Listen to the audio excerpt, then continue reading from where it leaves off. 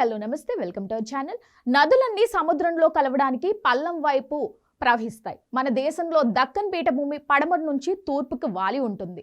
అందుకే కృష్ణ, గోదావరి, కావేరి వంటి జీవనదులన్నీ పడమరన పుట్టి తూర్పు వైపు ప్రయాణించి బంగాళాఖాతంలో కలుస్తాయి. కానీ దేశంలో ఒక్క నది మాత్రం ఈ భౌగోళిక సూత్రానికి విరుద్ధంగా తూర్పున పుట్టి పడమర వైపు ప్రవహించి అరేబియా సముద్రంలో కలుస్తుంది. అదే నర్మదా నది. దీన్ని భారతదేశపు రివర్స్ రివర్ అని పిలుస్తారు. అందరూ ఒక దారిలో వెళ్తే నేను మరో దారిలో వెళ్తాను అంటూ వెనక్కి ప్రవహించే ఈ నది వెనుక అటు సైన్స్ ఇటు పురాణాలు పరంగా ఆసక్తికరమైన కథలు ఉన్నాయి. సైన్స్ ప్రకారం నర్మదా నది ప్రవహించే మార్గం ఒక అద్భుతం. ఇది సాధారణ నేలపై కాకుండా భూమి పొరల్లో ఏర్పడిన పగుళ్ల లోయ రిఫ్ట్ వ్యాలీ గుండా ప్రవహిస్తుంది. ఉత్తరాన వింధ్యా పర్వతాలు, దక్షిణాన సాత్పురా పర్వతాల మధ్య ఏర్పడిన లోతైన లోయలో ఈ నది చిక్కుకుంది.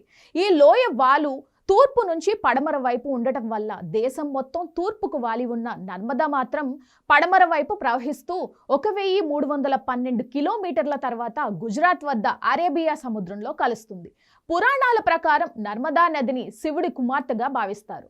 ఒక కథనం ప్రకారం నర్మదా శోణభద్రుడు అనే నదిని ప్రేమించిందట. కానీ శోణభద్రుడు వేరొకరి పట్ల ఆకర్షితుడయ్యాడని తెలిసి నర్మద కోపంతో అలిగి ఇక జీవితాంతం కన్నెగానే ఉండిపోతాను, ఎవరితోనూ కలవకుండా వ్యతిరేక దిశలో ప్రవహిస్తాను అని శపథం చేసిందట.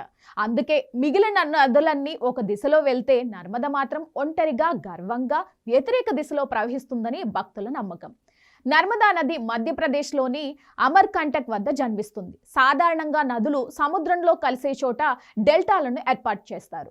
కానీ నర్మద మాత్రం డెల్టా లేకుండా నేరుగా సముద్రంలో కలిసిపోయి ఎస్చువరిని ఏర్పరుస్తుంది. ప్రపంచంలోని అత్యంత పురాతనమైన నదుల్లో ఇది ఒకటి. దీని ఒడ్డున ఎన్నో పుణ్యక్షేత్రాలు ఉన్నాయి. అందుకే నర్మదా నదికి చేసే ప్రదక్షిణ ఎంతో పవిత్రమైనదిగా భావిస్తారు.